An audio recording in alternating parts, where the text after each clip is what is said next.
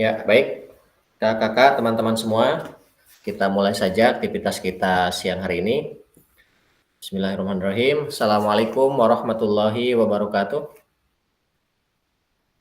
Waalaikumsalam warahmatullahi wabarakatuh. Waalaikumsalam warahmatullahi wabarakatuh. Selamat siang kakak-kakak semua. Mudah-mudahan ini kakak-kakak semua dalam keadaan sehat ya. Sehat, terus tetap bersemangat. Jam rawan kita bertemu lagi.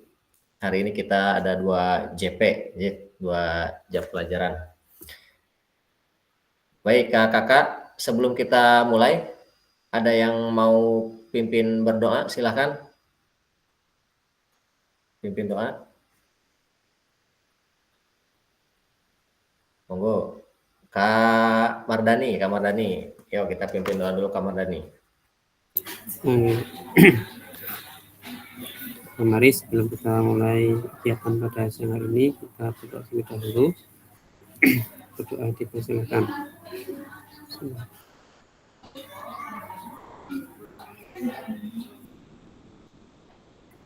Cukup. Kemudian dengan bacaan doa tadi, kegiatan pada siang hari ini berjalan dengan lancar dan banyak manfaat yang bisa kita ambil dan kita amalkan untuk kita laksanakan di kegiatan PJOK ke depannya. Terima kasih. Saya kembalikan ke Kak Fasilitator. Baik, terima kasih Kak Mardani yang sudah memimpin doa. Baik kakak-kakak, teman-teman semua, seperti yang sudah disampaikan pada minggu yang lalu ya, hari ini kita bertemu lagi tatap maya. Terus pembahasan kita kali ini seperti yang sudah kakak baca atau pelajari di LMS ya. Saya udah buka-buka tuh yang ada diskusinya, ada meminta pandangannya, kemudian berbagi pengalaman kakak-kakak, ada beberapa yang sudah ikut berkontribusi di LMS, sudah saya baca-baca secara keseluruhan. Alhamdulillah pemahamannya sudah dapat ya, tinggal kita nih di forum tatap maya ini kita saling berbagi pengalaman, berbagi praktik baik, kemudian sama-sama kita belajar untuk lebih memahami lagi lebih dalam tentang apa itu SCL dan pembelajaran berdiferensiasi. Oke, izin saya share screen dulu kakak.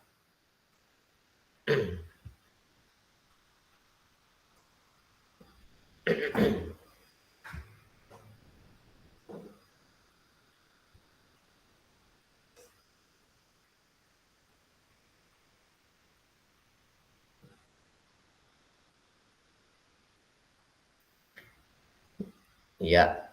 Nah, baik. Kakak hari ini alhamdulillah kita tidak terasa sudah masuk ke modul 1.3. Sudah 50% di modul 1 ya, tapi bukan modul akhir. Modul 1 ada 6 modul, kita sudah sampai 1.3. Modul 1.3 ini tentang pembelajaran PJOK berpusat pada peserta didik ya. Kemudian seperti biasa kakak-kakak, sebelum kita mulai, kita kesepakatan bersama. Yang pertama menyalakan kamera, monggo kakak-kakak yang tidak berhalangan ataupun tidak ada gangguan teknis untuk menyalakan kameranya supaya kita lebih enak berdiskusinya, saling mengenal juga. Kemudian mematikan mikrofon, kecuali kalau ada hal-hal yang sekiranya mau dikomunikasikan, monggo mikrofonnya bisa dibuka. Hadir seutuhnya, ini yang paling penting. Kita fokuskan, kita hadirkan fokus kita khusus untuk pembelajaran kita siang ini. Kemudian menghargai waktu bersama, memaksimalkan fitur chat jika ada hal-hal yang ingin disampaikan, raise hand jika ingin bertanya atau ingin menambahkan ataupun ingin mengungkapkan sesuatu. Kemudian gangguan teknis adalah hal yang wajar. Jadi mudah-mudahan nih pertemuan kita siang ini tidak ada gangguan teknis ya. WiFi berjalan dengan lancar, terus semuanya lancar insya Allah. Untuk tujuan sesi kita siang ini kakak-kakak diharapkan mampu yang pertama memahami konsep pembelajaran PJOK yang berpusat pada peserta didik. Kemudian yang kedua memahami minat peserta didik sesuai dengan karakter bidang jasmani, sosial, emosional, dan mental sesuai dengan usianya. Kemudian yang ketiga, kakak-kakak diharapkan mampu menganalisis studi kasus kegiatan pembelajaran PJOK berdiferensiasi. Tujuannya ini agendanya kakak-kakak. Hari ini kita ada 3 agenda ya. Yang pertama pembukaan, seperti biasa tadi kesepakatan kelas kita sudah lakukan, pemaparan tujuan dan penjelasan agenda sedang kita lakukan. Ini nanti ada aktivitas 1. Di aktivitas 1 ini ada role play. Nanti kita akan bermain peran kakak-kakak. Peran terkait dengan pembelajaran yang berpusat kepada peserta didik. Nah, kemudian nanti menuliskan peran guru dan peserta didik dalam pembelajaran SCL di Jamboard. Jadi nanti yang role play itu kita refleksi bersama kira-kira peran guru di sana apa, peran murid di sana apa, ya. Kemudian di aktivitas kedua, ini kita sama-sama menelaah berbagai macam karakteristik perkembangan peserta didik dari berbagai jenjang usia. Nanti kita lihat nih dari usia 0 sampai 16 tahun ke atas kira-kira karakter perkembangannya seperti apa gitu ya dari semua lini. Kemudian mencocokkan tabel karakteristik bidang jasmani, sosial, emosional, mental dan dengan usia anak. Ini tentunya kakak-kakak mudah-mudahan nih udah semuanya membaca tentang karakteristik anak. Kemudian aktivitas 3 kita menganalisis contoh pembelajaran berdiferensiasi ya di dalam modul 1.3. Kemudian selanjutnya biasa penutup, refleksi dan foto bersama. Ini biasanya Kak Darsi paling depan nih, foto. Oke, Kakak, kita lanjutkan. Sebelum kita membahas lebih jauh, coba kita sama-sama sharing nih. Sharing tentang pemahaman kita kira-kira menurut kakak-kakak bagaimana praktek pembelajaran PJOK yang berpusat kepada peserta didik itu? Apa yang menandakannya? Ya, monggo silakan yang mau menanggapi pertanyaan ini. Kira-kira menurut kakak-kakak pembelajaran PJOK yang berpusat pada peserta didik itu yang seperti apa? Boleh di-sharing, yuk. Siapa? Boleh raise hand. Monggo. 2 orang lah, 2 orang cukup nih untuk pertanyaan ini 2 orang. Ada yang mau raise hand atau? Oh, Kak Cherry, monggo Kak Cherry. Ya, menurut saya pembelajaran yang berpusat pada peserta didik yaitu pembelajaran yang di situ guru hanya sebagai fasilitator. Aktivitas berpusat pada anak. Jadi seminimal mungkin guru itu tidak terlibat banyak di situ. Jadi aktivitas itu dilakukan oleh anak, guru hanya istilahnya memantau gitu aja. Jadi contohnya hal sebenarnya mungkin ya itu seperti anak bermain sepak bola. Di situ kan mungkin guru bisa mengarahkan ini oper ke sini, ini oper ke sini gitu aja. Jadi peran guru di situ hanya kan itu aja contoh simpel. Baik, siap. Terima kasih Kak Cherry atas berbagi pemahamannya, berbagi praktek baiknya. Ada lagi kakak-kakak dari yang lain? Kalau Kak Cherry tadi mencontohkan sepak bola tadi katanya. Sekarang monggo ada lagi kakak-kakak yang lain.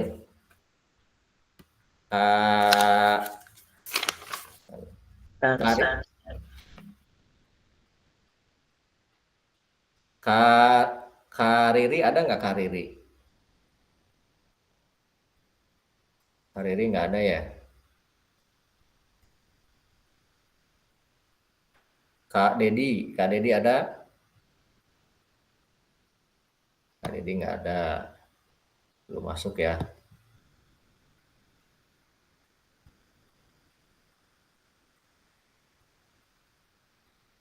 Nah ini aja lah Kak Yahya, biasanya udah minum segar tuh, kalau udah minum segar biasanya. Coba Kak Yahya, bagaimana praktik pembelajaran PJOK yang berpusat kepada peserta didik? Apa yang menandakannya menurut Kak Yahya atau berbagi pengalaman? Boleh, silahkan. apa ya, praktik pembelajaran PJOK yang berpusat pada peserta didik itu kalau menurut saya pembelajaran tersebut eh, difokuskan pada kebutuhan, minat, dan kemampuan siswa kalau menurut saya. Keterlibatan siswa, contohnya mengajak siswa untuk berpartisipasi dalam perencanaan aktivitas, mendiskusikan dengan mereka jenis olahraga atau permainan yang ingin mereka coba. Mungkin seperti itu lebih singkatnya saja. Iya, baik. Terima kasih Kak Yahya. Baik, terima kasih Kak Kakak atas jawabannya. Ini diwakili Kak Cherry sama Kak Yahya aja. Nah, kita lanjutkan dulu. Kita lanjutkan dulu. Nanti supaya nanti di akhir kita akan menemukan poinnya, ya. Nah, sebelum menjawab pertanyaan, mari kita bayangkan sejenak, kakak-kakak, teman-teman semua, beberapa hal yang mungkin terjadi di kelas-kelas kita. Nah, ini kita sambil merefleksi ya, merefleksi aktivitas pembelajaran yang selama ini kita lakukan. Nah, yang pertama kita lihat ada gambar satu orang memegang peluit. Apakah saat ini kita lebih banyak suara peluit sebagai perintah gerak daripada suara guru saat pembelajaran? Atau justru yang kedua, gambar yang kedua, apakah saat pembelajaran semua gerakan peserta didik harus sesuai perintah atau komando guru? Nah, ini jadi pertanyaan refleksi untuk kita bareng-bareng. Silahkan, kakak-kakak ada yang mau berbagi pengalaman selama ini? Kira-kira kakak-kakak pas ngajar tuh lebih banyak tiup peluit, prit, prit, prit, anak melakukan baru sebentar, prit, instruksi lagi, baru sebentar, prit, berhenti lagi. Atau justru lebih banyak memberikan perintah kepada anak harus sesuai dengan apa yang diperintahkan oleh kita sebagai gurunya. Monggo, ada yang mau berbagi kakak-kakak pengalamannya? Silahkan.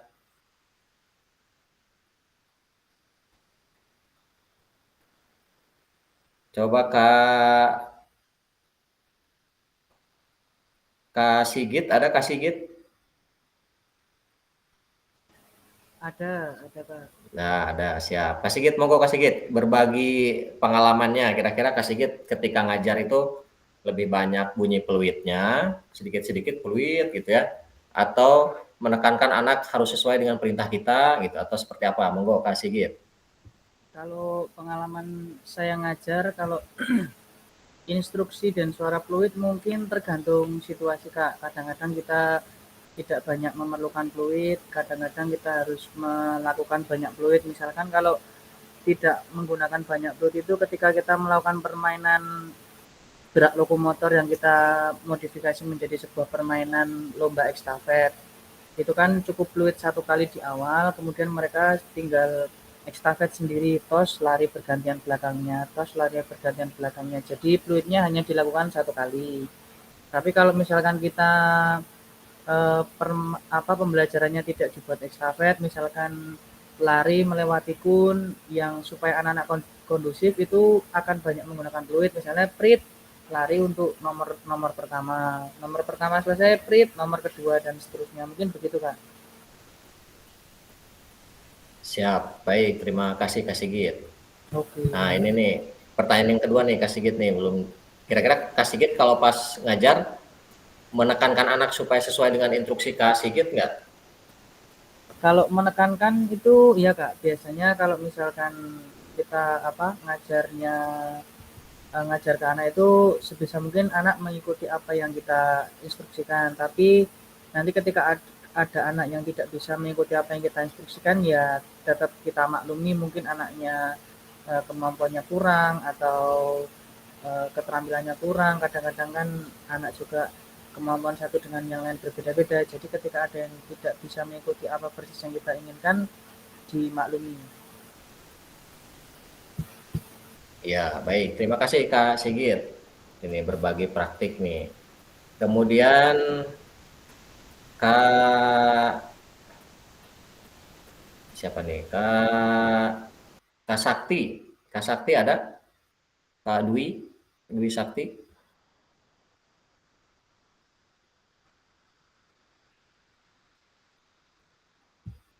Kak Dwi ini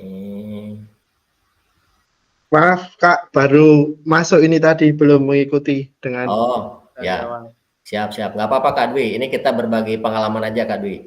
Nah ini Kak Dwi ini kira-kira ketika ngajar anak-anak, Kak Dwi lebih dominan yang mana? Lebih banyak new peluitnya gitu ya? Atau Kak Dwi ngajarnya itu menekankan anak harus sesuai dengan perintah Kak Dwi, gerakan-gerakannya? Monggo berbagi praktik.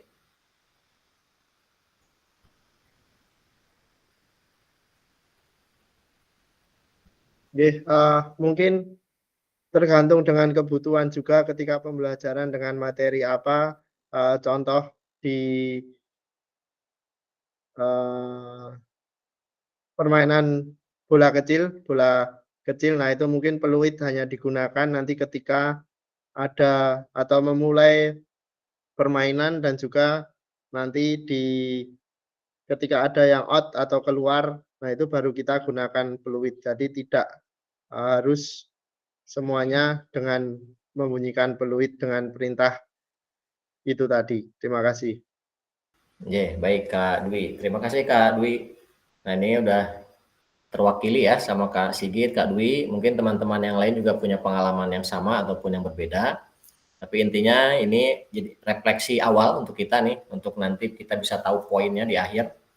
Yang pertama, untuk refleksi kita, apakah kita selama mengajar ini banyak meniup peluit ya, dalam konteks kan beda-beda tuh, ada peluitnya dalam permainan, ada justru peluit itu sering dibunyikan hanya untuk menegur siswa ya, nggak kondusif peluit lagi, nggak kondusif peluit lagi. Ada juga peluit itu dibunyikan ketika anak-anak nih, kita dominannya anak itu harus melakukan gerakan yang sesuai dengan apa yang kita laksanakan. Akhirnya ketika tidak sesuai, peluit lagi bunyi dan lain-lain.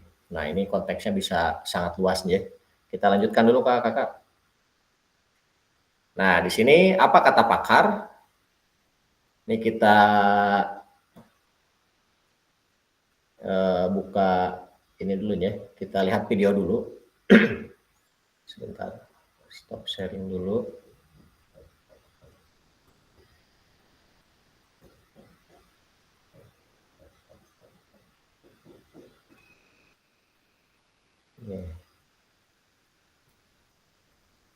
Nah ini monggo kakak diperhatikan, ada video dari pakar, tapi ini pakarnya dari luar nih.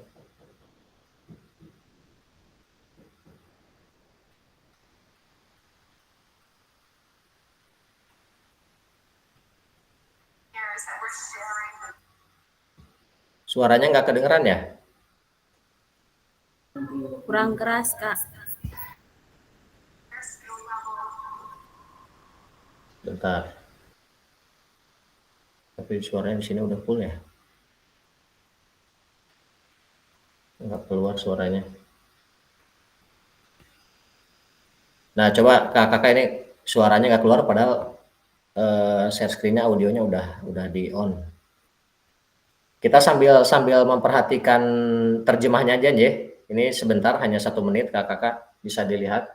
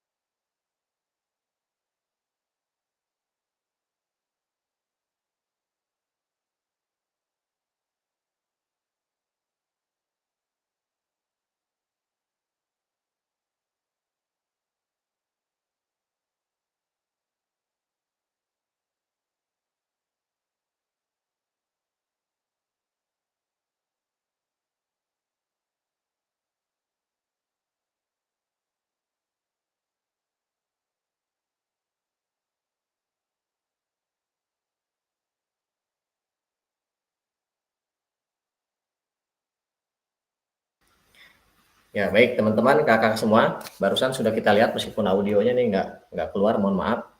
Kira-kira poin apa yang bisa kakak dapat dari video tersebut? Monggo silakan bisa diketikkan di kolom chat. 1 poin nggak apa-apa, mau 2 nggak apa-apa. Tentang SCL.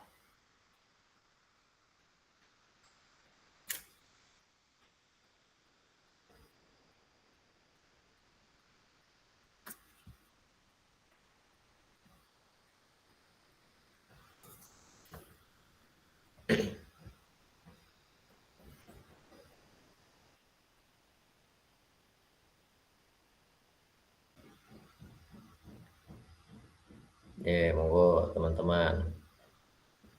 Kira-kira dari video barusan, poin utama yang teman-teman dapat atau tangkap, kira-kira apa nih?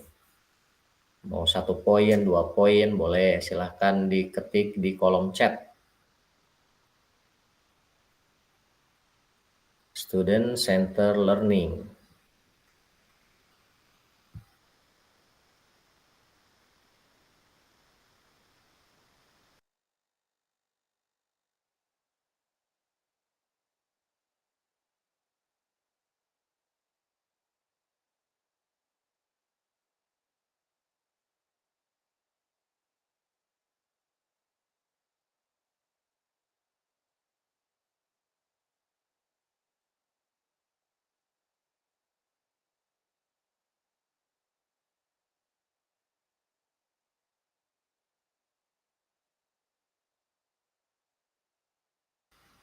Masih belum ada yang masuk. Atau mau langsung berbagi di main room?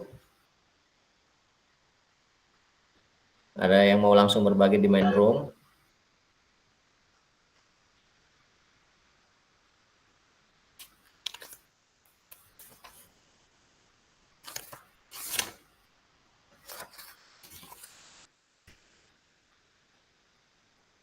Kak Rahmadi, ada Kak Rahmadi?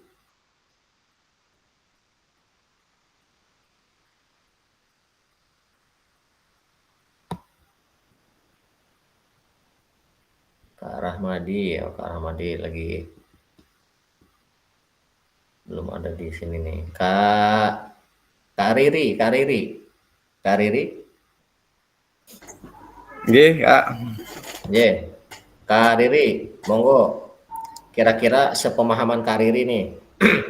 Kira-kira student center learning atau pembelajaran yang berpusat kepada peserta didik itu seperti apa Kak Riri? Monggo. Oke, baik, sepenangkapan atau pemahaman saya berkaitan dengan student center learning itu adalah pembelajaran yang menjadikan siswa sebagai pusat pembelajaran. Maksudnya adalah apa?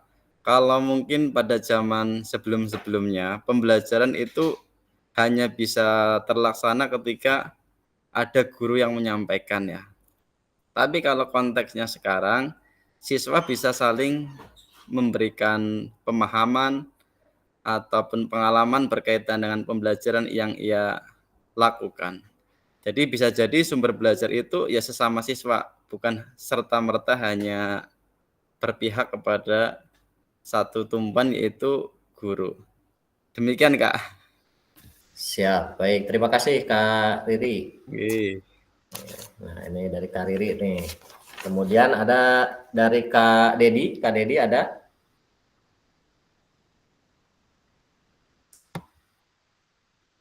Kak Dedi. Oh, Kak Dedi masih belum ada nih. Kak Rama. Oh, ini Kak Rama langsung ngetik di sini. Peserta didik harus kreatif dan aktif serta bertanggung jawab atas proses pembelajaran sendiri. Mungkin itu ya Kak Iksan Yeah. untuk ini pendapat saya di peserta didik apa itu tadi student center learning. Jadi menurut saya peserta didik harus kreatif dan aktif dalam pembelajarannya dan dia bertanggung jawab atas apa yang dia laksanakan pada saat proses pembelajarannya. Jadi siswa juga bisa mungkin satu contoh di tempat saya mungkin ada yang bisa bola voli ya, itu nanti bisa membantu temannya yang mungkin kurang bisa, jadi nanti bisa dijadikan contoh untuk teman-temannya agar teman-temannya bisa mencontoh anak tersebut. Mungkin dari saya itu Kak Ihsan. Siap, baik. Terima kasih Kak Rama dan Kak Riri. Ini sudah mewakili jawaban dari pertanyaan yang apa kata pakar ini. Jadi memang ada beberapa hal yang harus kita garis bawahi, teman-teman, kakak-kakak semua, bahwa SCL ini intinya itu kita dalam sebuah pembelajaran itu harus ada pembagian pengambilan keputusan, ya, baik dari guru beserta peserta didik. Kemudian untuk melaksanakan hal itu tentunya kita harus tahu dulu nih kira-kira apa kekuatan mereka. Seperti tadi Kak Rama bilang, oh ada satu anak yang mempunyai kelebihan dalam bidang tertentu, gitu kan. Kemudian kita juga harus memahami bagian mana nih kira-kira yang harus diperbaiki atau kebutuhan mana yang harus dipenuhi dari peserta didik, gitu ya. Nah, sehingga ketika semua itu kita sudah lihat, maka kita akan lebih mudah untuk menyusun pembelajaran yang berpusat kepada peserta didik, dalam artian memberikan proses pembelajaran yang sesuai dengan kebutuhan peserta didik masing-masing. Nah, mungkin sekarang masih gambarannya masih bingung ya. Wah, ini satu kelas ada 30 orang ya pasti beda semua lah. Gimana nanti cara aplikasiannya gitu kan. Nah, ini yang jadi perbincangan di luar juga. Oh, pembelajaran berdiferensiasi itu sulit nih diterapkan. Tapi nanti insya Allah setelah kita bahas, insya Allah kakak punya gambaran dan akan lebih mudah untuk menerapkannya. Baik, terima kasih sekali lagi Kak Riri, Kak Rama. Kita lanjut dulu, J. Nah, sekarang kita akan masuk dulu ke aktivitas 1. Mari melakukan aktivitas role play. Nah, kira-kira ini role play-nya apa nih? Nah, role play, aktivitas pembelajaran, capaian pembelajaran, peserta didik memahami gerak fundamental. Okay. Kemudian tujuan pembelajarannya, 1, peserta didik melakukan dan memahami gerak koordinasi dengan benar. Yang kedua, peserta didik mengetahui efek dari latihan yang dilakukan. Yang ketiga, peserta didik dapat menganalisa efek latihan yang diberikan melalui perubahan denyut nadi. Nah, ini nih udah ada gambaran nih kayak kakak-kakak ya. Kalau ada denyut nadi gini. Apalagi kalau yang biasa melatih nih. Ada Kak Dwi, Kak Rama, siapa lagi? Kak Yahya, coach ini calon pengganti Sintayong. Kemudian asesmen, ini asesmennya melakukan self and peer assessment efek latihan yang telah dilakukan. Yang kedua, melakukan analisis efek latihan yang diberikan melalui perubahan denyut nadi. Nah, ini aktivitas pembelajarannya latihan gerak koordinasi. Kita lihat dulu.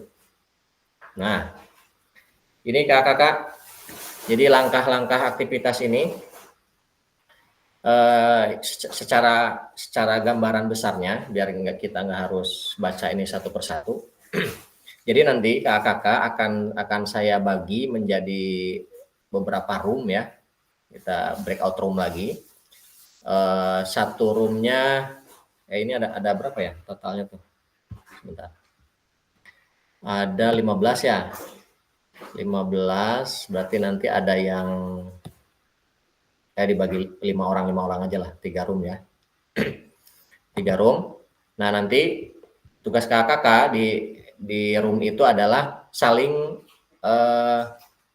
melihat, kemudian nanti menganalisa gerak yang dilakukan oleh temannya, gitu ya. Misalkan contoh saya dengan Kak Rama.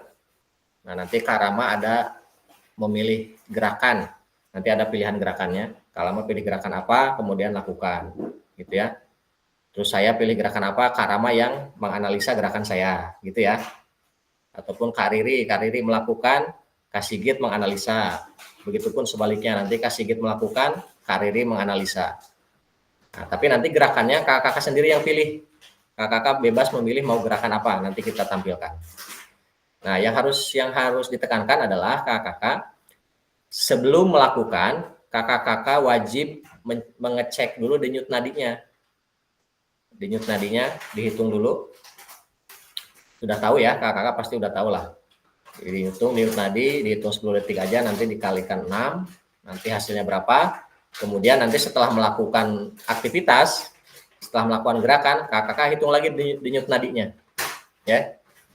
Jadi denyut nadinya dihitung sebelum dan sesudah melakukan aktivitasnya. Nah, nanti akan ditulis di sini, nanti saya akan bagikan buat isiannya. Kita bagikan dulu aja ya. Sebentar. Linknya, link untuk isian.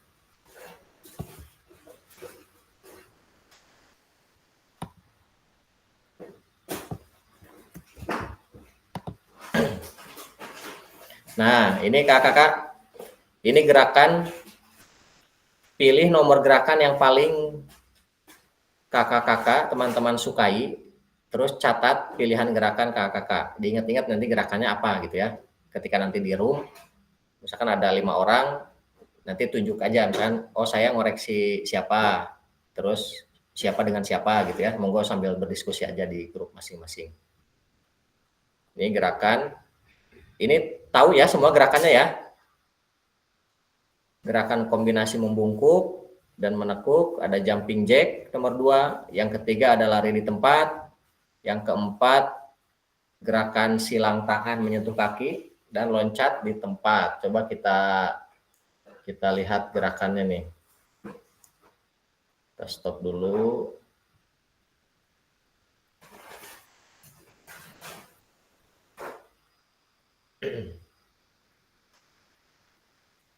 Sebentar, kita tampilkan gerakannya.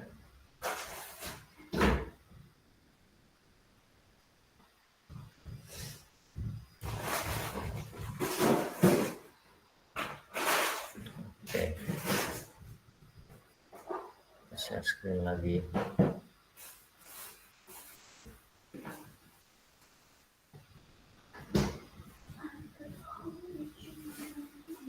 Nah, ini dia gerakannya ya. Silakan kakak-kakak tentukan dulu nih. Oh, kira-kira saya mau apa nih? Yang nggak bikin repot, udah berat badan harus lompat-lompat. Nah, pilih aja yang apa, yang mana. Ditentukan dulu. Sudah ya? Sudah menentukan gerakan masing-masing?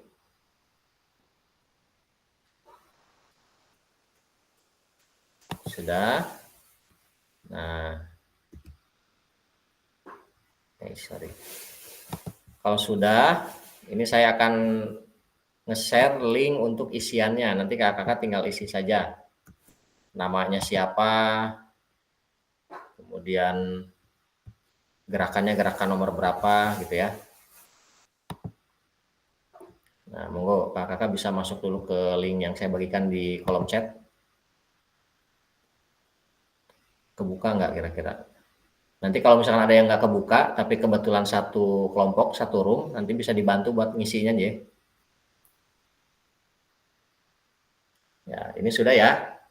Kita stop dulu. Sekarang saya akan bagikan room. Kita breakout room.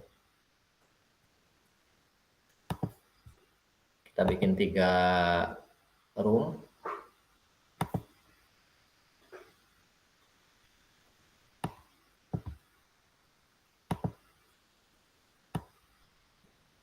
Room 1 ini ada udah kita langsung aja otomatis ini. Sini ada yang 5, ada yang 4. Yeah.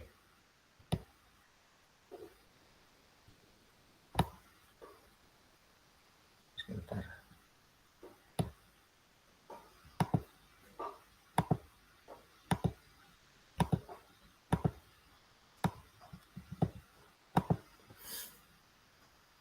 Ya, monggo kakak-kakak. Oh, sorry. Nanti setiap gerakannya cukup ini aja, apa? 10 menit cukup, 10 menit?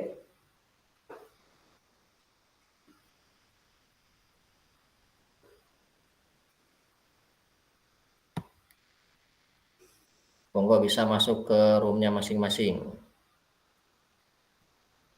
Nah, ini yang nggak nggak ada undangan room berarti di main room di sini ya.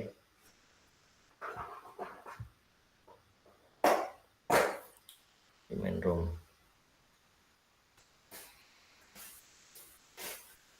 Ini siapa lagi yang belum masuk?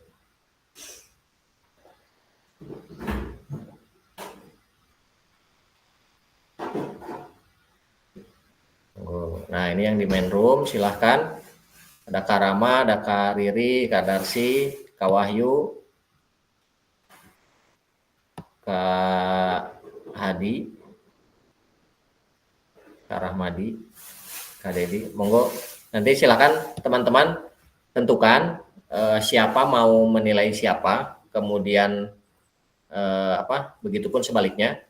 Nanti silahkan kakak lakukan gerakan sesuai yang sudah dipilih. Karama misalkan pilih jumping jack. Udah berarti lakukan jumping jack 10 kali misalkan ya. Nanti sebelum melakukan dicek dulu denyut nadinya berapa, nanti ditulis. Kemudian setelah melakukan dicek lagi denyut nadinya berapa, nanti ditulis lagi. Ya. Itu. Nanti Karama misalkan Kadarsi yang lihat, berarti Kadarsi nanti tulis tuh, oh denyut nadi Karama sekian sebelum, kemudian sesudahnya sekian. Kemudian kira-kira menurut Kadarsi ada kesalahan nggak dari gerakannya? Nanti dituliskan di keterangan. Ya, bisa ya? Monggo, kakak-kakak yang lain juga silahkan sambil berdiskusi. Ini saya mau berkeliaran ke room yang lain. 10 menit Ayo, ya, cukup ya? Aku menilai sopo, Pak Rama. Suaramu mobilnya. Ayo Pak, kita saling menilai. Berarti aku Rama Prama. Saya yang akan 4 ya Pak ya. Saya 4. Saya 4. Ya boleh.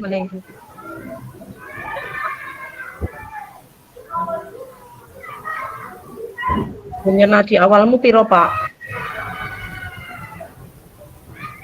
Pak Rama. Dan aku 18. Sudah jelas ya fungsinya? Maaf, saya Pak, yang docs-nya tadi aku belum tak klik ya Pak. Yang apanya? Yang isiannya tadi. Pak iki Pak Dewi ngomong telu. Yang docs-nya. Pak Riri. Pripun, Bu? Aku kan menilai sopo Itu kan kita isikan tuh Pak itu.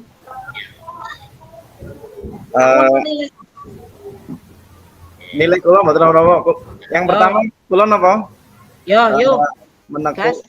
Nggih. Tak ceke jenengan sopo? Pak Riri ngono ya. Nggih, Riri Purbarati. Riri, jenengnya di awal piro? Saya hitung rin, Bu. Jeneng arep gerakannya nomor piro, Pak? Pak Riri gerakan piro? Nomor setunggal, Bu. Gerakan 1. Membungkuk dan menekuk. Pak Riri. Denyut nadi awal 11, Bu. 11. Kok aku mau kayak banget ya? Aku salah ngitung Mbak ya. Umpan ya, terus saiki sih wis tak tulis 11. Kita coba. Pirang menit iki berarti? Tadi diminta berapa menit ya? 10 kali hitungan loh. 10 kali hitungan 10 menit Pak Riri. Wah, 10 menit. 10 menit ya? 10 kali hitungan. 10 hitungan nggih. 10 kali gerakan apa hitungan? Hitungan kan itu, Pak. Enak hitungan yang 10 detik. Tak stop buati. Nggih. Itu ya, Bu. Hitung, Bu. Hitung ping 10. Nggih. 1, 2, 3. 1, 2, 3, 4, 5, 6, 7, 8, 9, 10. Selesai. Kayaknya downloadnya gini dihitung. Oke.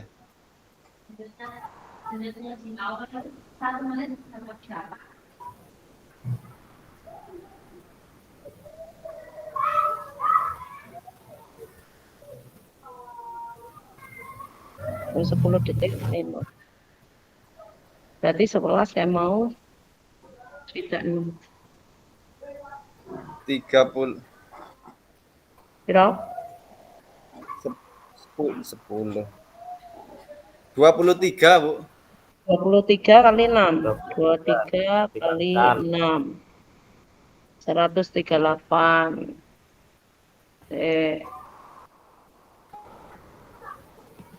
Sekarang, Pak. 23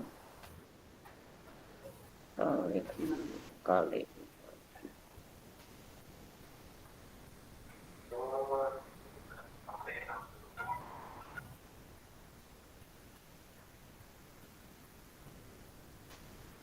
pan balik opo ganti sapa meneh aku saiki apa ramang kayak warna kayak dadi rakno sendul-sendul lho.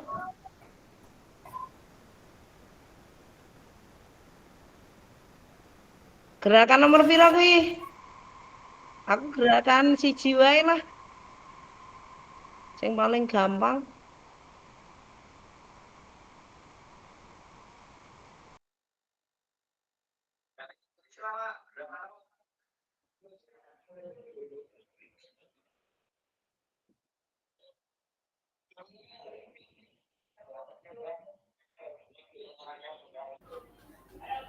Gampang lari di tempat niku, Bu.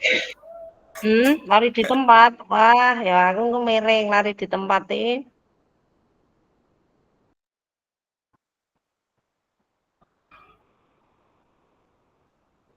Aku nganu wae. Gerakan papat. Siap ya, Pak? Sing mau aku nganu tak mana.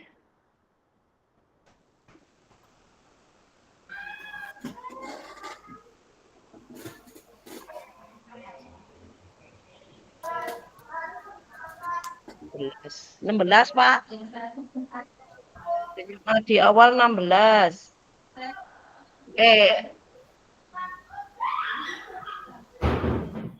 Gerakan papat ya, Pak.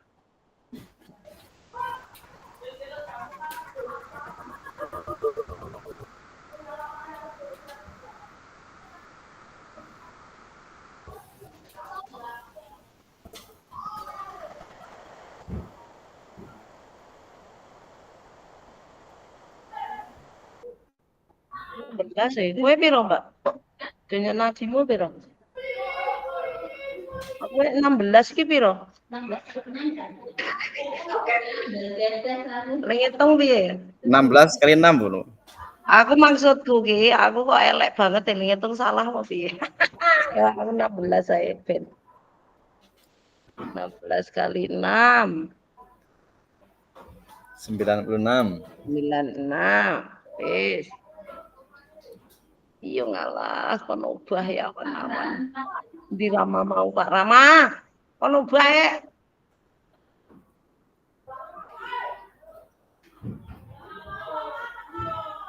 Berarti memang loro awake dhewe, Pak. Ubah.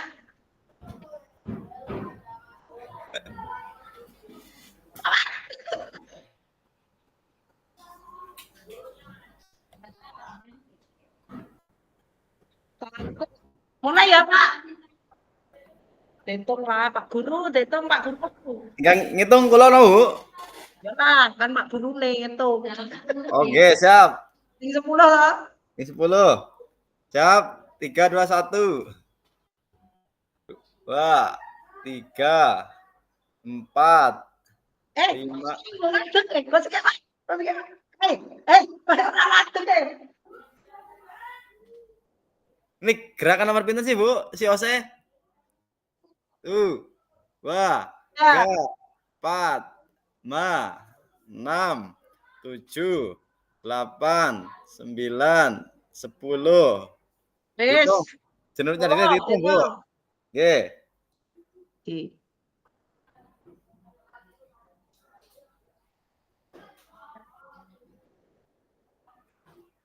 Nah, itu ngitung, Lek. Mesti kayak baleni. Dereng ketemu. Dong. Beli lah. Siap. 10 detik. Iki awal wis buat. Kulo mawon, Bu, sing menit, Bu. Ibu. Oh iya, ya tetap ya. Siap. Pun kepanggih. Nah. Tadi siap 3, 2, 1.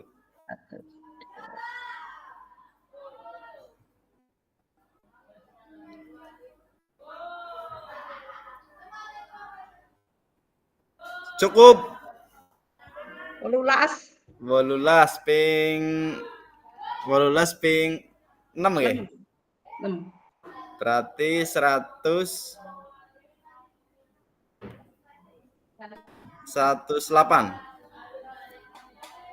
18 kali 6. 108. Yuk, dianalisis, Pak. Umpan delike opo? Umpan niki Pak. Ini semua gerakan harus dipraktikkan nggak, Bu, Ibu? Ora milih salah satu. Oh, oke. Dhewe awan-awan. Aku ngantuk dadi melek. Dianalisis padahal waktunya sama-sama 10 detik. Sama-sama 10 gerakan, hanya jenis gerakannya yang berbeda tapi menghasilkan denyut nadi yang berbeda jumlahnya ya. Tadi gerakannya Ibu, gerakan nomor 4, 1 detik. 1 detik, 10 detik 108, dan gerakan nomor 1 itu 1 detik 138.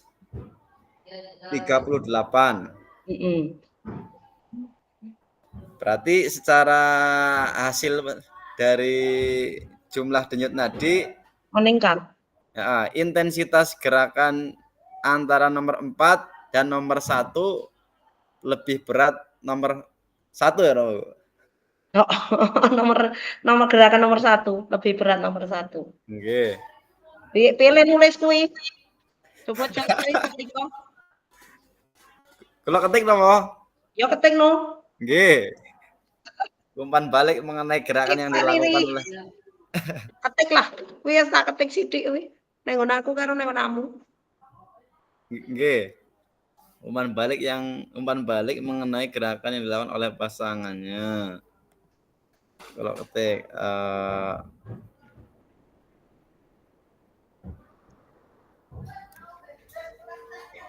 setelah melakukan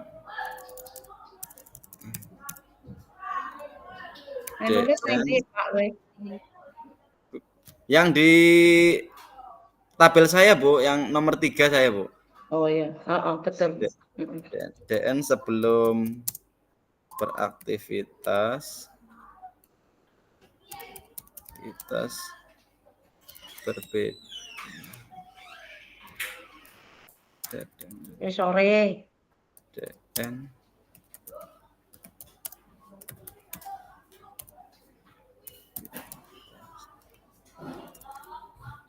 Kak Genti melu ngetek.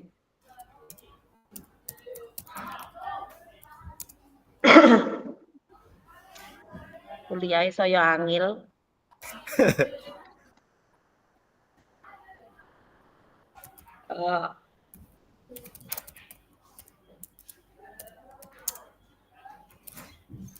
Ndelok ae mah rasa ubah bar mangan subuken.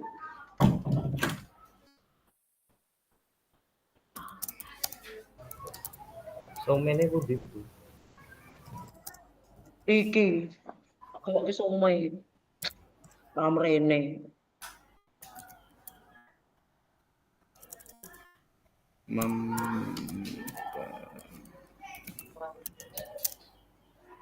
Urung rampung Pak Riri. Sekedap Bu, niki Senin tak. sa alinea. Kali ini ya. Gede suka banget.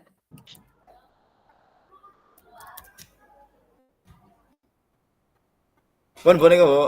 Oh.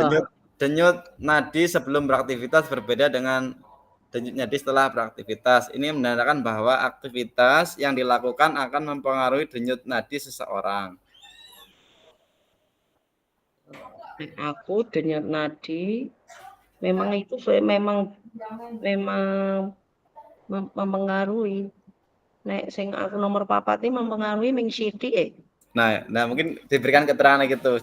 Aktivitasnya ringan sehingga perubahannya tidak begitu signifikan mungkin, Bu. Oh.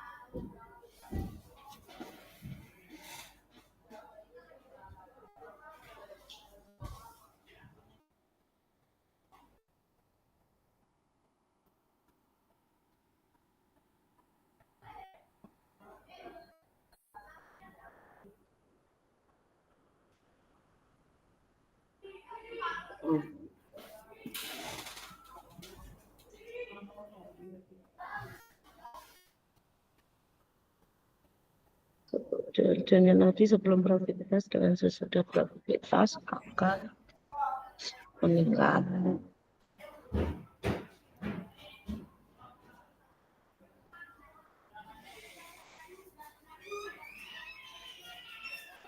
Tapi langsung ngetik ya. Lah aku kurang ngomong ngetik. Wes.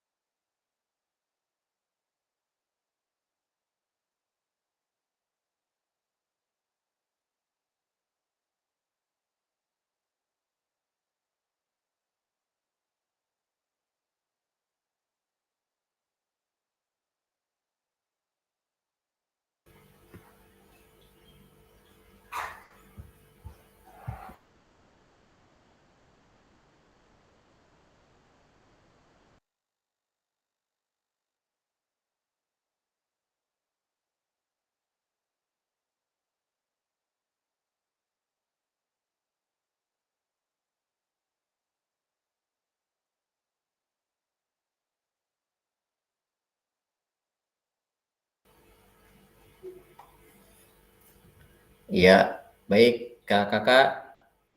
Ini sengaja sudah saya tarik lagi ya, karena rata-rata semua sudah selesai. Meskipun pengisiannya nanti ada yang masih belum selesai, monggo bisa sambil dilanjutkan. Nah ini kakak, setelah tadi kakak melakukan, lumayan ya, siang-siang ada yang lompat, ada yang ada yang tekuk-tekuk pinggang, nah lumayan lah, biar ototnya lebih rileks. Mari melakukan umpan balik. Nah, Bapak Ibu, kakak-kakak, teman-teman semua dapat memberikan umpan balik mengenai gerakan yang dilakukan oleh pasangannya di spreadsheet yang tadi ya, yang telah disediakan. Nah, coba kita sambil ini langsung di main room nih. Dari room 1 boleh. Ini kira-kira bagaimana cara kita melihat apakah latihan yang dilakukan sudah benar atau belum? Coba siapa yang mau menjawab dari room 1? Monggo.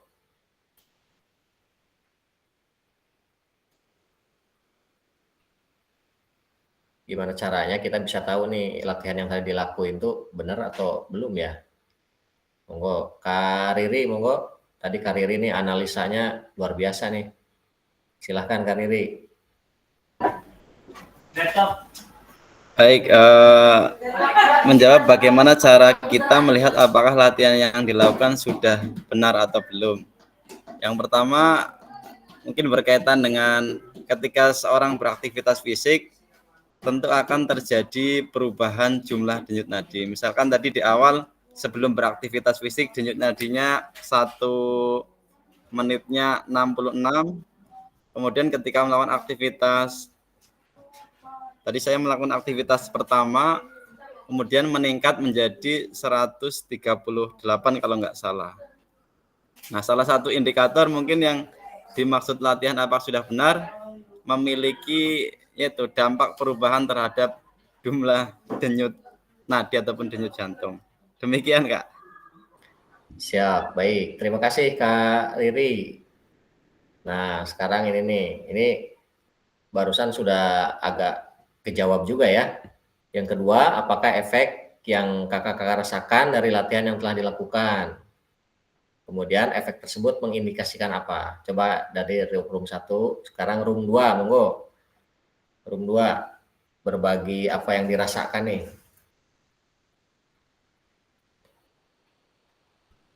Siapa kira-kira room 2? Room 2 itu tadi siapa ya? Ada Kak Lisa, ada Kak Yahya, terus siapa lagi? Monggo room 2. Siapa? Kak Lisa, monggo Kak Lisa.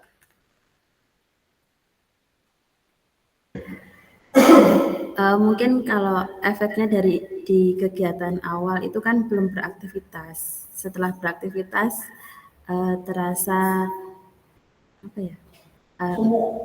Nafas tersengal.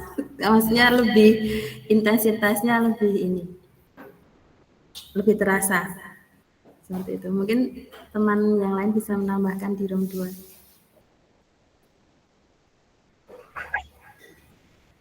Silakan, ada lagi. Nah, itu barusan kan yang dirasakan nih. Mengindikasikan apa berarti?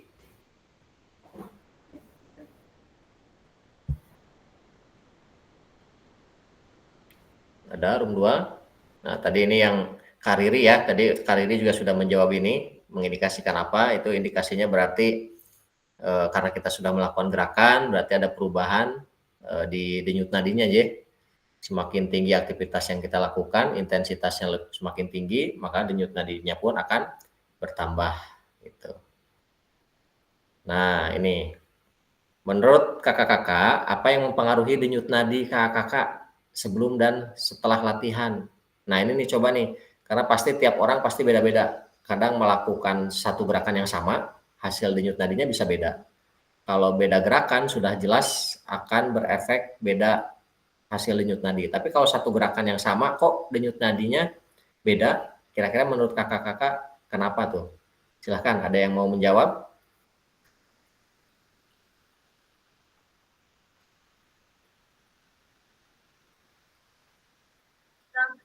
Monggo Kak Cherry. Mungkin kalau aktivitas sama, intensitas sama, mungkin juga dari faktor berat badan, usia, itu juga bisa mempengaruhi untuk denyut setelah beraktivitas itu berbeda, gitu. Mungkin itu aja. Baik, siap. Terima kasih Kak Cherry. Nah, ini Kak Cherry katanya bisa dari usia ya, karena beda usia pasti denyut nadi maksimalnya pun berbeda ya. Kemudian yang paling penting kira-kira apa nih? Perbedaan denyut nadi bisa melakukan gerakan yang sama tapi hasilnya bisa beda. Misalkan kok dia hasilnya denyut nadinya langsung tinggi ya, tapi kok yang satu lagi denyut nadinya normal-normal aja. Kira-kira apa tuh? Kenapa? Faktor apa yang bisa membuat perbedaan seperti itu? Mohon izin Kak. Monggo Kak Hadi. Menurut pemahaman dan sepengetahuan saya, salah satu yang mempengaruhi selain yang tadi disebutkan oleh beberapa kakak-kakak di depan tadi itu berkaitan dengan endurance, ketahanan fisik seseorang terhadap latihannya itu. Orang-orang yang terbiasa melakukan latihan atau taruhlah gampangnya itu atlet gitu ya, itu bisa jadi gerakan yang sama dilakukan oleh orang yang non atlet dengan atlet itu hasilnya berbeda gitu. Keterkaitan dengan ketahanan fisik dan endurance-nya itu. Saya kira itu. Terima kasih. Siap. Baik, terima kasih Kak Hadi. Nah, ini udah ada tambahan jawaban ya, endurance. Jadi nampak ini jantungnya terlatih atau tidak gitu ya. Terlatih karena memang produk latihan atau memang karena produk bawaan yang nggak pernah dilatih gitu ya, nanti ketahuan. Betul, Kak Hadi, terima kasih. Oke, kita lanjutkan Kakak. Nah, ini terima kasih sudah melakukan role play. Sekarang kita analisis bersama proses pembelajarannya. Nah, ini tadi kita sudah ya. Menurut kakak-kakak, apakah aktivitas yang dilakukan cukup menggambarkan pembelajaran yang berpusat kepada peserta didik? Kemudian, apakah ada masukan perbaikan pembelajaran? Nah, kalau kakak-kakak lihat nih, tadi ya dari awal, saya menyediakan pilihan gerak untuk kakak-kakak. Kemudian kakak-kakak memilih sendiri gerakan yang ingin kakak-kakak lakukan. Kemudian kakak-kakak saling mengoreksi, ya, saling mengoreksi. Kemudian saling memberikan umpan balik. Nah, kira-kira pembelajaran seperti itu yang kita laksanakan barusan, apakah sudah menggambarkan pembelajaran yang berpusat kepada peserta didik nggak? Kalau iya, kenapa? Kalau tidak, kenapa? Kemudian kalau memang perlu ada perbaikan, kira-kira perbaikannya seperti apa? Monggo, ada yang mau memberikan pandangannya? Kak Wahyu, Kak Wahyu? Ini Kak Wahyu belum kedengaran suaranya nih.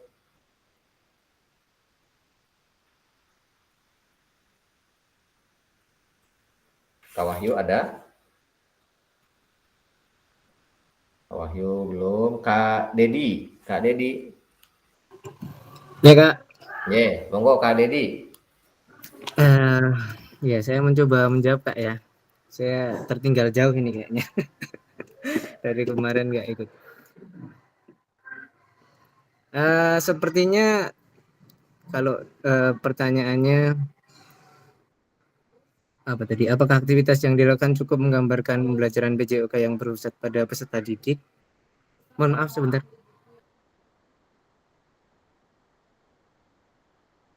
Sebentar ya. Oh deh, Kak Dedi ada ini dulu. Isi dulu. Mohon maaf. Siap. Jadi tadi apa pertanyaannya? Apakah aktivitas yang dilakukan cukup menggambarkan dan berpusat pada peserta didik? Sepertinya secara garis besar sudah ya Kak Iksan ya. Karena anak-anak sudah berlatih untuk memberikan umpan balik dan menganalisa gerakan temannya, sehingga secara tidak langsung anak-anak juga ikut belajar bagaimana gerakan yang benar dan gerakan yang kurang tepat gitu mungkin ya. Karena tadi salah satu faktornya kan gerakan itu berhasil atau tidak, benar atau tidak, salah satu faktornya itu denyut nadi itu tadi. Jadi mungkin anak-anak bisa menilai dengan cukup mudah karena mereka bisa langsung merasakan sendiri denyut nadi mereka itu meningkat atau tidak gitu. Jadi secara tidak langsung mereka bisa menilai diri sendiri juga. Mungkin gitu dulu Kak. Baik. Terima kasih Kak Dedi. Nah, coba Kak Kunta. Kak Kunta, ada Kak Kunta? Baik, menanggapi dari sepertinya jawabannya udah sama seperti Pak Dedi tadi ya, karena kembali ke kegiatan dilakukan oleh siswa, dianalisis oleh siswa, jadi udah berpusat ke peserta didik. Matur nuwun. Baik, terima kasih Kak Kunta. Kak Dedi, terima kasih. Nah ini teman-teman, kakak-kakak semua, kalau kita lihat dari role play yang tadi ya, terus kita kembali ke pemahaman Student Centered Learning, SCL itu memang menggambarkan berpusat kepada peserta didik, di mana peserta didik diberikan pilihan sesuai dengan kemampuan mereka. Kadang kan ada anak yang nggak bisa jumping jack, kalau melakukan kadang jadi malu, akhirnya memilih untuk menekuk badannya misalkan ya. Kemudian anak diberi ruang untuk mengambil keputusan. Kemudian anak mengenali kekuatan mereka apa, kekurangan mereka apa gitu ya. Dan yang paling penting yang tadi, anak diberikan tanggung jawab untuk melaksanakan apa yang menjadi kewajibannya. Nah ini tinggal nanti apakah ada masukan perbaikan pembelajaran. Kalau tadi caranya seperti itu, nah kira-kira kakak-kakak punya variasi pembelajaran baru enggak? Tapi dengan materi yang seperti barusan, nah kami yakin nih kakak-kakak punya teknik-teknik tersendiri ya untuk melaksanakan pembelajaran. Nah itu hanya gambaran kecil aja kakak-kakak. Kita lanjut dulu. Nah di sini apa peran guru dan peserta didik dalam aktivitas yang dilakukan dan berikan pendapat kakak-kakak di Jamboard. Nah ini kita tadi sudah keulas ya, di mana di sini tadi kata kakak guru sebagai fasilitator, kemudian anak-anak yang melakukan semuanya ya. Ini sudah terjawab, kita lanjut saja. Berbagi pengambilan keputusan bersama peserta didik, ini tadi link video yang tadi kakak-kakak. Kita lanjutkan. Nah ini peran guru dan peserta didik dalam pembelajaran SCL ya. Yang pertama peran guru, ini bertindak sebagai fasilitator dalam proses pembelajaran. Peran peserta didiknya aktif dalam proses pembelajaran dengan memberikan gagasan, saran, dan kritik. Kemudian peran guru mengkaji kompetensi mata pelajaran yang harus dikuasai murid pada akhir pembelajaran. Peserta didik berpartisipasi dalam merumuskan, mengembangkan, dan memproses materi pembelajaran. Ini kakak-kakak yang harus ditekankan bahwa di SCL ini anak-anak itu mengikuti berpartisipasi dalam merumuskan proses pembelajaran yang akan dilakukan dan mengembangkan pembelajarannya. Kemudian peran guru ini merancang strategi dan lingkungan pembelajaran yang dapat menyediakan beragam pengalaman belajar dengan cara yang kemarin ya, yang aset itu kita benar-benar cari tahu asetnya seperti apa, baru kita bisa menentukan strategi dan menciptakan lingkungan belajar. Nah, peran peserta didik mengkaji kompetensi dan strategi pembelajaran yang ditawarkan oleh guru. Seperti tadi gambarannya, guru memberikan pilihan, anak-anak mau yang mana gitu ya. Nah, biarkan anak-anak yang mengkaji kompetensinya. Anak-anak yang menentukan apa yang ditawarkan oleh guru dan apa yang akan mereka lakukan. Kemudian peran guru membantu murid mengakses informasi, menata, dan memprosesnya untuk dimanfaatkan dalam memecahkan permasalahan hidup sehari-hari. Peran peserta didik membuat rencana pembelajaran untuk mata pembelajaran yang diikutinya.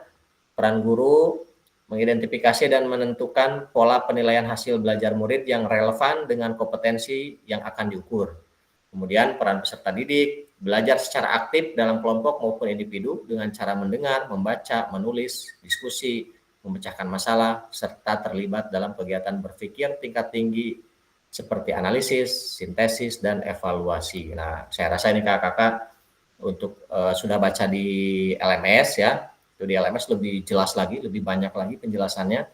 Jadi karena kalau kita hanya di Jimit ini memang terbatas ya. Kemarin siapa yang direfleksi tuh, refleksi pertama ada yang menuliskan banyak informasi baru yang didapat, tapi sayang waktunya terbatas sehingga pembahasannya kita belum tuntas, pengen ngebahas lagi tapi waktunya terbatas. Ya jadi itu, karena diharapkan kakak-kakak benar-benar membaca apa yang ada di LMS supaya pemahamannya jauh lebih baik. Kemudian kita lanjutkan. Dalam SCL, guru akan berperan sebagai fasilitator dalam proses belajar. Peserta didik akan dilatih untuk memiliki tanggung jawab atas kegiatan belajarnya dengan panduan guru sebagai fasilitator agar materi, kegiatan, dan pengukuran pembelajaran masih dalam koridor capaian pembelajaran yang diharapkan. Dalam hal ini, guru dapat mendorong perkembangan peserta didik karena guru bukan satu-satunya sumber belajar. Nah, ini yang harus tadi kita kembali ke gambar yang tadi ya, yang ada anak harus mengikuti semua perintah guru. Kalau tendangannya pakai kaki bagian dalam, ya kaki bagian dalam, nggak boleh pakai yang lain. Kalau misalkan stop ball dengan kaki bagian dalam, ya harus kaki bagian dalam, nggak boleh dengan kaki bagian luar misalkan, nggak boleh dengan kaki dengan badan misalkan ya.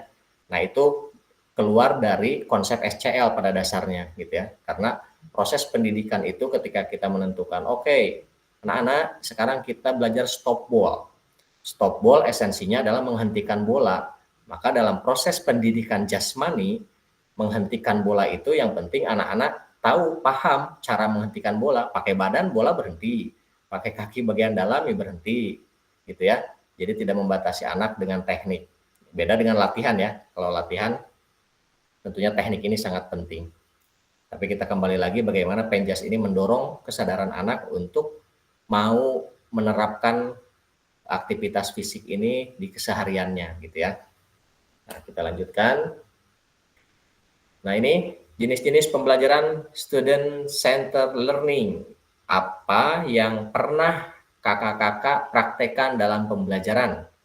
Nah, ini kakak-kakak, ini ada small group discussion, role play gitu ya, discovery learning. Coba di sini 2 orang deh, 2 perwakilan. Mau raise hand atau mau ditunjuk? Ayo. Kita berbagi pengalaman. Kakak-kakak kira-kira pernah melakukan apa nih di sekolahnya pas ngajar? Monggo, ada yang mau berbagi praktik baik? Kak Rahmadi ada nggak ya? Kak Rahmadi. Kak Rahmadi suaranya belum terdengar. Kak Wahyu belum terdengar. Kak Wahyu ada? Oh, Kak Rahmadi. Kak Rahmadi, monggo Kak Rahmadi. Ya. Kira-kira Kak Rahmadi dari jenis-jenis pembelajaran SCL ini sudah pernah melakukan yang mana nih? Small group discussion. Pernah buat kelompok kecil dalam kelas. Dan role play and simulation. Kalau kelas rendah, problem based learning juga pernah. Sementara itu aja, Kak. Oke.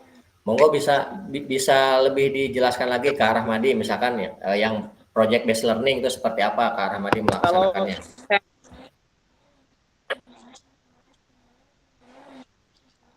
Yang mana? Yang project based learning. Kalau saya biasanya itu bukan saya yang minta sendiri ya.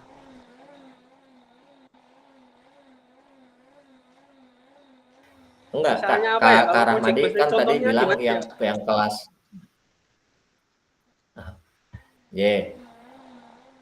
Kak Rahmadi kan tadi kelas bawah itu kan. Monggo, small group discussion yang pernah Kak Rahmadi laksanakan. Group discussion dalam, misalkan ya, kalau di kelas rendah itu ada permainan jaring ikan. Biasanya itu kalau yang jadi jaring sudah banyak itu, yang kiri itu pengennya ke kiri, yang kanan itu pengennya ke kanan. Kemudian saya ngasih solusi agar satu jaring itu misalkan ada, kalau sudah banyak misalkan ada 5 sampai 10 orang itu, saya suruh diskusi. mendiskusikan misal yang jadi ikan masih 5, nanti saya suruh kejar 1 ikan dulu sampai ketemu, nggak boleh gantian ikan sini yang dikejar, ikan sini yang kejar. Nanti kalau ikan sini yang kiri ngejar ikan A, yang kanan ngejar ikan B, nanti kan jaringnya bisa putus atau tangannya bisa sakit. Jadi saya suruh diskusi dulu, kemudian menentukan target, baru dieksekusi. Seperti itu ceritanya. Ya, baik. Terima kasih Kak Rahmadi atas berbagi praktik baiknya nih. Small group discussion. Kemudian satu lagi. Kak Cari, kalau di TK, Kak Cari kira-kira yang mana yang sering dipakai?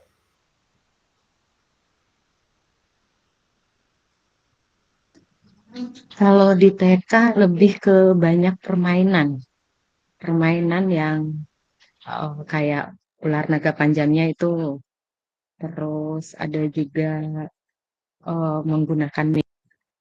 Kalau di TK seperti itu, lebih ke role play simulation gitu aja sih. Iya, oke, baik. Terima kasih Kak Cherry. Nah, ini ada gambarannya kalau di TK lebih ke role play. Kalau tadi Kak Rahmadi small group discussion, mungkin teman-teman yang lain juga ada yang pernah discovery, ada yang pernah kooperatif, apalagi kooperatif ini sering ya. Kemudian PBL, program based learning atau project. Nah, ini kakak nanti insya Allah ketika kita tatap muka ya, di akhir Oktober itu, nah ini semua jenis SCL ini akan kita pelajari kira-kira seperti apa nih di lapangan yang sebenarnya penerapannya. Nah, mudah-mudahan kakak semuanya diberikan kesehatan dan mampu untuk mengikuti program ini sampai nanti tatap muka sampai akhir ya. Amin. Baik, terima kasih kakak. Kita lanjut. Nanti ini pembahasannya kita lanjutkan di tatap muka. Kemudian ini aktivitas kedua, karakteristik perkembangan peserta didik. Oke. Nah, ini kakak seperti yang kakak sudah baca di LMS ya. Karakteristik itu ada 4 hal yang ada di PJOK, ada jasmani, sosial, emosional, dan mental. Ini ada untuk dari mulai PAUD ya, PAUD, SD, SMP, SMA, itu karakternya berbeda-beda tentunya sesuai dengan perkembangannya. Nah, sekarang kita lihat sini kakak. Coba kita analisa. Kira-kira ini karakteristik di sini masuknya ke bidang apa ya? Dan usianya usia berapa? Siap ya? Oke, yang pertama berjalan, monggo boleh suaranya boleh di on, jangan di mute biar langsung jawab aja. Berjalan, berlari, merangkak, meranjat, melompat, menendang, menarik, melempar, dan memukul bola. Kira-kira ini kemana nih? Jasmani. Jasmani. Ya? Oke, jasmani. Kemudian usianya usia berapa kira-kira? Untuk karakteristik dan aktivitas ini. 1-2 tahun. 5 sampai 6 bisa. Ada 5 sampai 6. Ada yang 0 sampai 2? Belum, enggak ada. Ada yang 3 sampai 4. 3 ada yang sampai 4. Oke. Berarti ada yang 3 sampai 4, ada yang 5 sampai 6 ya, jasmani. Oke, kakak sekarang kita lihat yang kedua. Anak-anak pada usia ini mulai mengembangkan rasa diri mereka sendiri dan belajar untuk memahami perasaan orang lain. Mereka juga mulai belajar untuk bergaul dengan teman sebaya mereka. Nah, kira-kira ini masuk bidang apa nih?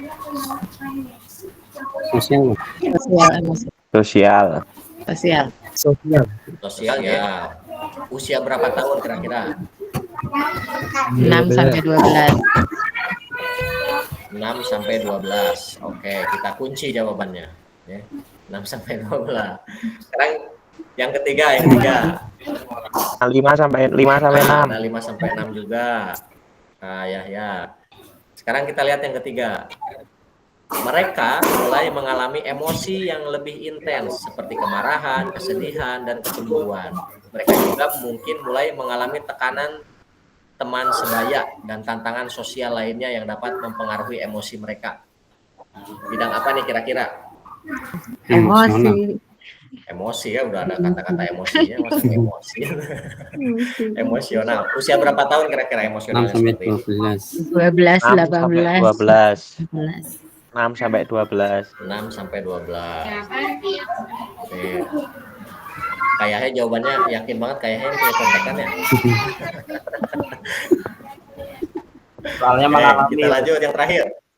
Ring 1 Pak Rahman. Ya. Ring 1. Nomor 3, nomor terakhir, anak-anak mulai belajar untuk memahami dan mengelola emosi mereka serta untuk bernegosiasi dan menyelesaikan konflik. Mental. Kira-kira yang mana? Mental? Mental. Emosi juga bisa. Emosi juga bisa ya. Usia berapa tahun kira-kira? 12, 18. 12, 18. Ada lagi jawaban lain? 12, 18. 12, 18 juga. Oke. Jadi yang mana nih, mental atau emosional nih?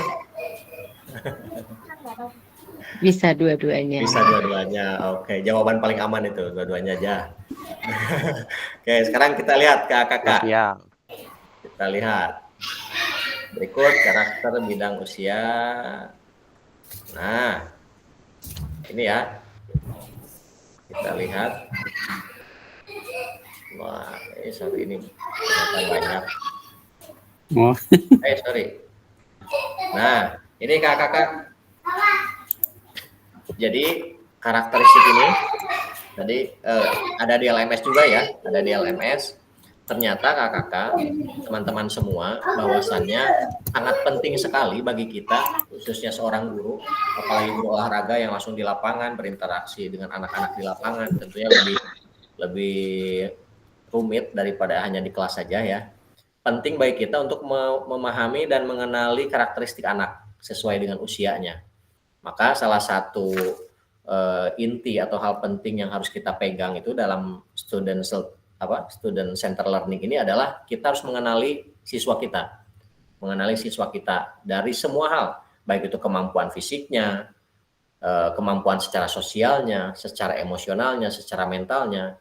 Kita wajib mengetahui hal itu supaya apa? Supaya kita mampu tadi membuat lingkungan belajar yang bisa memfasilitasi peserta didik ini sesuai dengan karakteristiknya. Nah, ini ternyata PR kita banyak ya. Sangat berat, tapi ya mau gimana lagi, pilihan kita sudah menjadi seorang guru, maka wajib bagi kita untuk mempelajari hal ini sebagai bentuk tanggung jawab ya. Oke, kita lanjutkan kakak, nanti ini bisa dipelajari lagi untuk karakteristik, pelajari lebih dalam di LMS, materinya sudah di-download, silahkan bisa dibaca-baca. Kemudian mari berdiskusi. Nah, apa pentingnya guru mengetahui karakteristik peserta didik? Monggo, siapa yang mau jawab? Apa kira-kira kenapa penting? Kak Mardani, kenapa penting Kak Mardani? Penting karena untuk mengetahui kondisi peserta didik, jadi bisa memetakan peserta didik sesuai dengan karakteristiknya atau kemampuannya, sehingga pembelajarannya bisa berjalan dengan baik, itu sesuai dengan tadi diferensiasi siswa. Itu Kak. Siap, baik. Terima kasih Kak Mardani. Nah, ini jawabannya sudah betul ya, pas, sesuai. Kemudian yang kedua, bagaimana cara mengakomodasi berbagai karakteristik dan minat peserta didik dalam pembelajaran? Coba ada yang mau menjawab? Bagaimana cara mengakomodasi berbagai karakteristik dan minat peserta didik dalam pembelajaran? Nah, ini kaitannya kita sudah mau mengerucut ke diferensiasi nih. Monggo. Kak Darsi. Belum terdengar suaranya nih Kak Darsi dari tadi. Baru ada laporan sakit. Monggo Kak Darsi.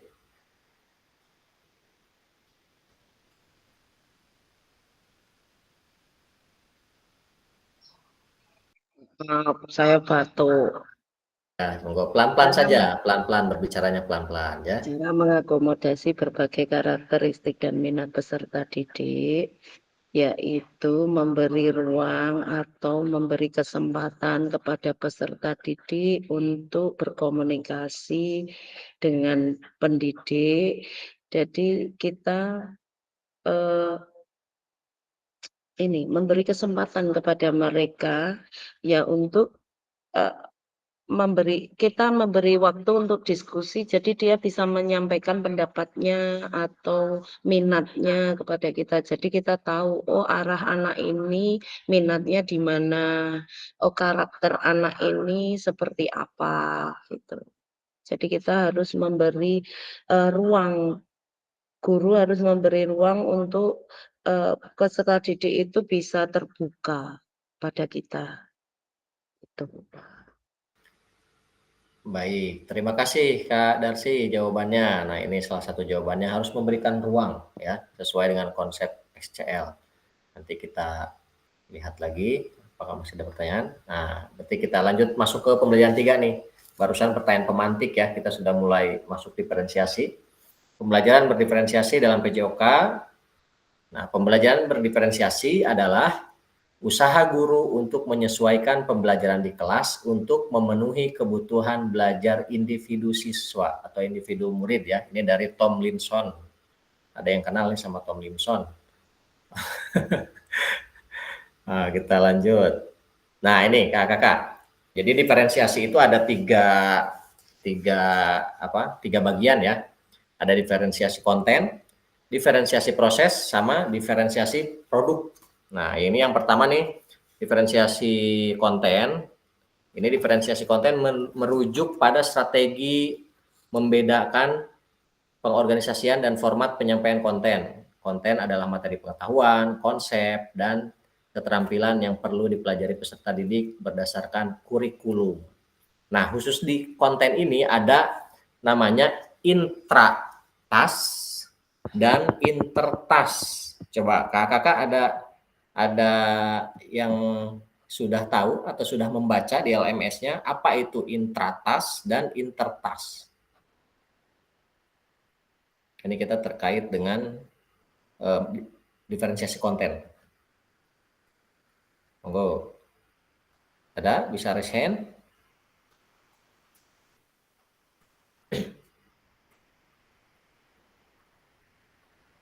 Oke. Nah, kakak, ini tuh diferensiasi konten ini. Kalau intratas, nih biar bisa membedakan ya. Kalau intratas itu, jadi kita ngasih materi sama ke anak, materinya sama nih. Tapi cara melakukannya itu dari mulai yang gampang ke yang sulit. Dan semuanya dilakukan bersamaan, misalkan bagi kelompok ya, misalkan anak ada 10, dibagi kelompok jadi 4 kelompok. Nah, di setiap kelompok itu materinya sama, kemudian cara melakukannya pun bersamaan dari mulai yang mudah ke yang paling susah. Nah, itu intratas. Kalau intertas, itu materinya berbeda. Seperti yang tadi kakak-kakak lakukan. Ada yang milih jumping jack, ada yang apa gitu ya. Nah, kontennya materinya tentang kebugaran, misalkan materinya tentang mengecek denyut nadi. Tapi kalau kita pakai intertas, itu memilih, anak itu memilih. Oh, yang satu pilih A, pilih B, pilih C. Tapi nanti semua punya kesempatan. Yang A bisa juga melakukan B, yang B bisa juga melakukan C. Atau misalkan kalau kita simulasikan gini, kakak, sepak bola, ya, operan. Kita bagi 4, ada A, B, C, D. Kalau A misalkan benar-benar anak-anak yang belum bisa mengoper bola, B itu yang rumah yang sudah bisa, C itu yang sudah bisa, dan D sangat bisa. Nanti kakak bisa bagi tuh. Kalau A misalkan operannya hanya diam saja berhadapan, tendang balik lagi, tendang balik lagi. Kalau yang B udah lumayan bisa, misalkan ada jalan dulu 2 langkah baru oper, jalan 2 langkah baru oper. Yang C misalkan mereka udah bisa pakai variasi lain lagi. Yang D misalkan sangat udah mahir pakai permainan 2 lawan 2 misalkan. Nah, itu cara intertas. Jadi ketika yang belum bisa operan itu berhadapan, oper udah menunjukkan kemampuan yang agak naik, maka si A bisa pindah ke yang B. Nah, itu contohnya seperti itu ya penyajiannya. Nanti mungkin kalau dijelaskan seperti ini agak bingung nih. Nanti kita praktekkan ketika tatap muka insya Allah. Nah, yang kedua, diferensiasi proses menunjuk pada strategi pembelajaran proses yang harus dijalankan oleh peserta didik yang dapat memungkinkan mereka berlatih dan memahami isi konten. Seperti tadi ya, beda-beda tapi paham bahwa oh ternyata cara ingin tahu denyut nadi itu, cara ingin meningkatkan denyut nadi itu bisa dengan gerakan yang berbeda-beda dan lain-lain gitu ya. Diferensiasi produk merujuk pada strategi membedakan produk hasil belajar murid, hasil latihan, penerapan, dan pengembangan apa yang telah dipelajari. Nah, ini contohnya produk, misalkan anak-anak di akhir dikasih tugas, tapi kita tugasnya itu membebaskan kepada anak-anak. Kadang kan anak-anak tuh ada yang suka menggambar, silahkan dengan gambarnya. Ada yang suka menceritakan misalkan, silahkan dengan ceritanya, ataupun dengan gerakan, silahkan dengan gerakannya. Nah, itu maksudnya. Tapi ini yang harus ditekankan, kakak-kakak, pembelajaran diferensiasi ini tidak harus semua kontennya terpenuhi. Jadi kakak-kakak bisa milih, oh saya mau diferensiasinya di konten saja, atau saya mau di proses saja, atau saya mau di produk saja, gitu ya. Nah, kebanyakan teman-teman kita itu berpikir bahwa diferensiasi itu harus semuanya, dari mulai konten sampai produk, sehingga itu yang membuat mereka, pusing dong kalau kayak gini. Nggak bisa kalau kayak gini, pusing gitu. Penerapannya seperti apa gitu ya. Nah, tapi bisa kakak bisa menekankannya mau di mana nih, lebih di prosesnya, lebih konten atau produknya. Nah, nanti untuk lebih jelasnya insya Allah ketika kita tatap muka kita akan lebih perjelasnya lagi tentang praktik di lapangannya, baik itu konten, proses, dan produk. Itu ya, kita lanjutkan dulu. Nah, ini kakak setelah membaca dan berdiskusi situasi pembelajaran 1 dan 2 tentang contoh langkah-langkah pembelajaran diferensiasi di LMS. Yang pertama, adakah kendala yang kakak-kakak alami dalam melakukan strategi pembelajaran berdiferensiasi dalam PJOK? Yang kedua, gagasan baru apa yang kakak-kakak dapatkan dari contoh-contoh penerapan strategi berdiferensiasi? Coba kita berbagi.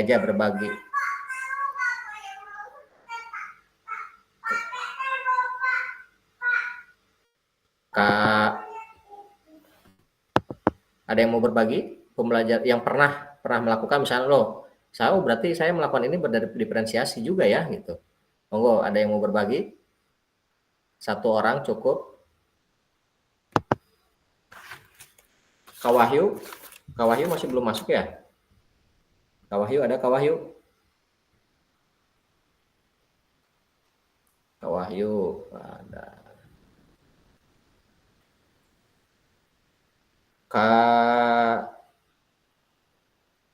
Kak Sigit, coba Kak Sigit lagi.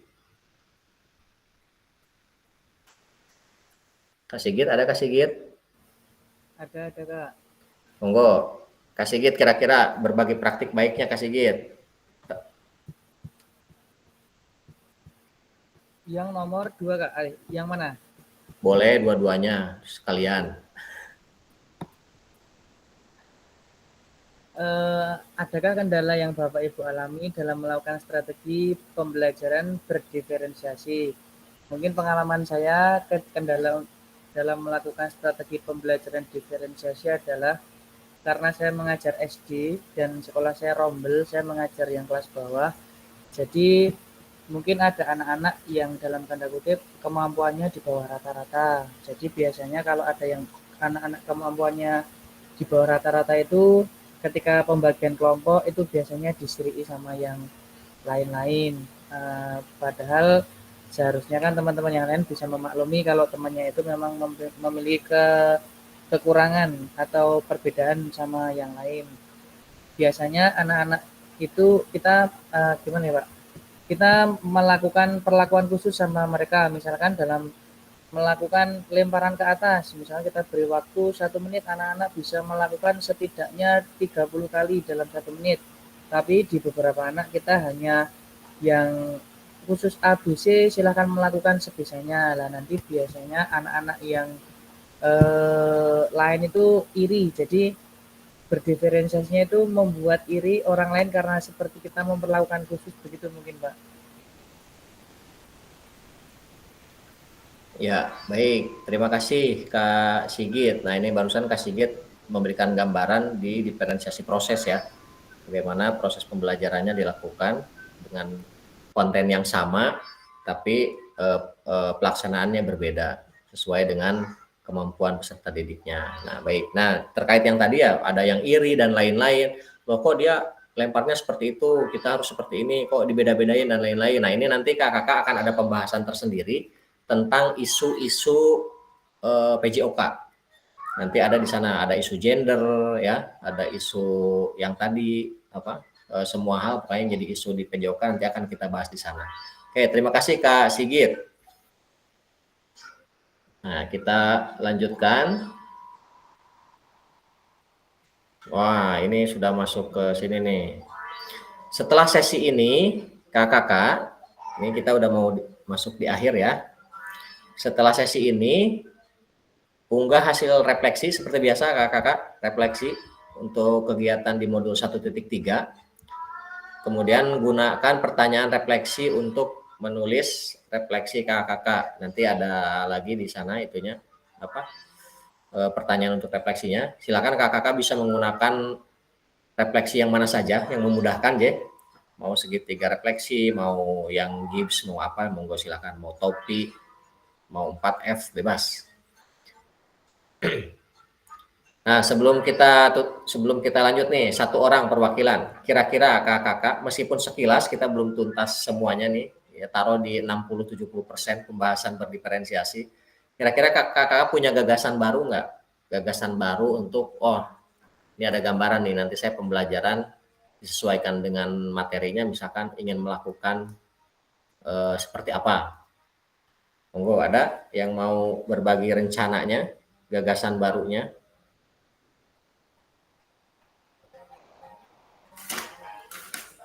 Nah, Kak Rama, coba. Kak Rama kan 2 paralel ya? Paralel. Ya, Kak. Nah, ini sepertinya kalau diferensiasi ini sangat bisa membantu nih untuk buat kelas yang paralel. Kira-kira seperti apa gambarannya Kak Rama setelah kita bahas dari tadi karakter, terus apalagi? Tapi apa? SCL, kemudian diferensiasi. Monggo. Untuk di saya itu ya Kak, mungkin banyak sekali karena kelas di saya ketika saya ngajar itu 2 kelas itu sama seperti tadi Pak Kak Sigit ya, itu ada yang mungkin kalau tidak bisa itu mungkin di kalau setiap saya membuat kelompok itu pasti anak itu pasti tidak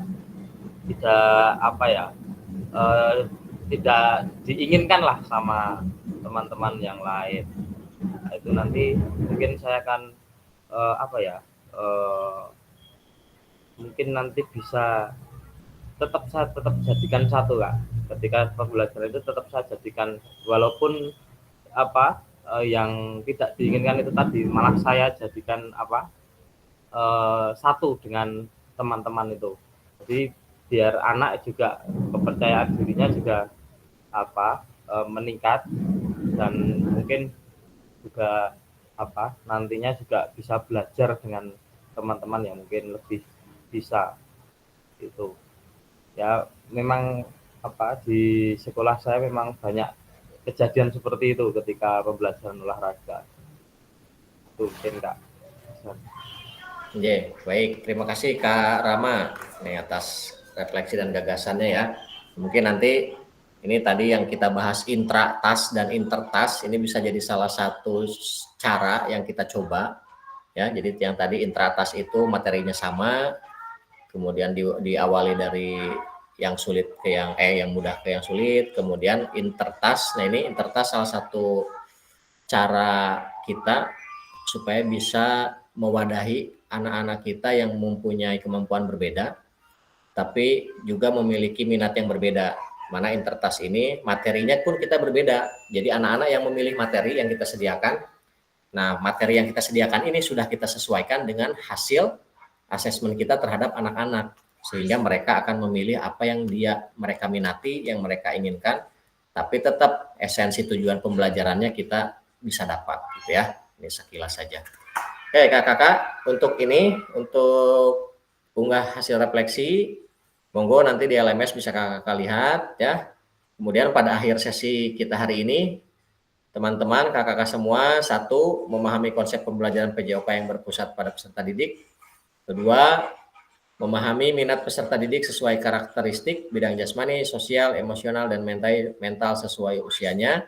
Ketiga, menganalisis studi kasus kegiatan pembelajaran PJOK berdiferensiasi. Nah, mudah-mudahan kakak teman-teman semua, meskipun kita belum bisa maksimal ya mengkaji semua SCL, diferensiasi belum bisa maksimal di JIMIT ini, tapi insya Allah kakak pasti sudah memahami intinya, kemudian tinggal dikuatkan di lapangan, dan insya Allah nanti ketika tatap muka kita akan lebih kuatkan lagi supaya memiliki gambaran ya,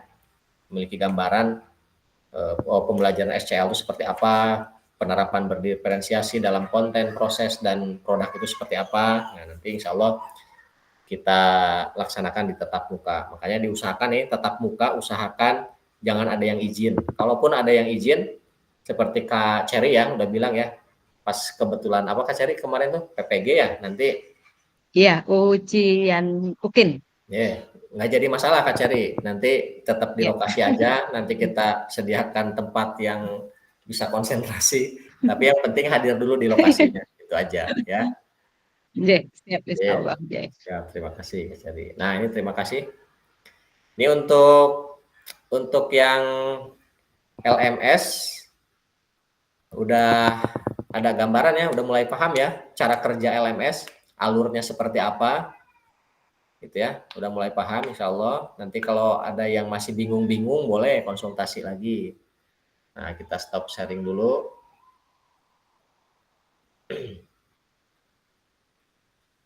Kalau foto saya jangan dikasih temiti. Oh ya enggak. Keklik.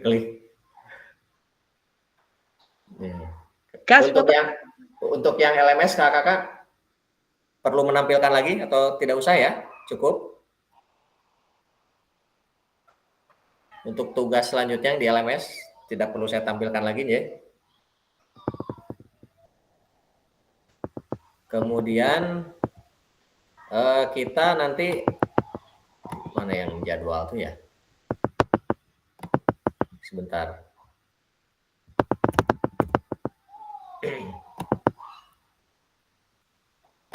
Kita nanti bertemu lagi kakak hari ini Jumat 7 HP. sekarang. Oh iya, hari Jumat ya. Hari KP. Jumat. Hari Jumat nanti kita 1 JP, hanya 1 jam ya. Hari Jumat hanya 1 jam. Waktunya maju, Pak. Monggo, kira-kira Jumatan. mau sebelum Jumatan atau setelah? Kalau jam 10 kira-kira gimana? Jam 10 paling Jam 10 saya izin. Izin ya di Uripi wae. Masih di kelas jam 10. Oh, masih di kelas ya udah jam siang aja lah. Sebentar jam 1 sampai setengah 2 paling selesai, setengah 2 lebih. 45 menit ya. Kasihan ini masih ada yang bertanding di Sleman. Ada yang lagi mendampingi anak-anaknya bertanding. Koyo Dek Yahya. Nanti kita hari Jumat cuma refleksi aja kakak, merefleksi modul. Jangan. Merefleksi modul dari modul 1.1 sampai 1.3. Jadi cuma refleksi aja, santai. Itu kakak terima kasih atas partisipasinya hari ini. Mudah-mudahan apa yang kita diskusikan hari ini bisa bermanfaat bagi kita semua, dan khususnya untuk anak-anak kita di sekolah. Dan kakak sehat selalu ya, sehat selalu, semangat selalu. Perjalanan kita masih panjang, tinggal berapa hari lagi ya ini selesai ya. Masih panjang, nggak apa-apa. Kita semangat terus. Oke, sebelum Jangan dihitung ya. Sebelumnya kita iya betul Kak Cherry dijalani. Kak Cherry kemarin udah 3 bulan ya, sekarang nyambung lagi 3 bulan. Aduh. Kita foto bersama dulu kakak. Monggo bisa dinyalakan kameranya. Pose, saya kursornya dipinggirin dulu deh, takut Kak Darsi protes. karena ada pinnya. Oke, siap. 1, 2, 3. Oke, sekali lagi. 1, 2, 3. Baik. Nah, terus satu lagi kakak, ini untuk yang tugas ya. Untuk yang tugas, ini saya kesepakatan aja nih, biar sama-sama enak. Bagi yang tugas, kalau yang belum, ada yang belum nih misalkan, saya WA pribadi atau saya WA di grup? Pribadi aja Pak. Pribadi ya. Bebas. Saya nanti saya hubungin pribadi aja ya.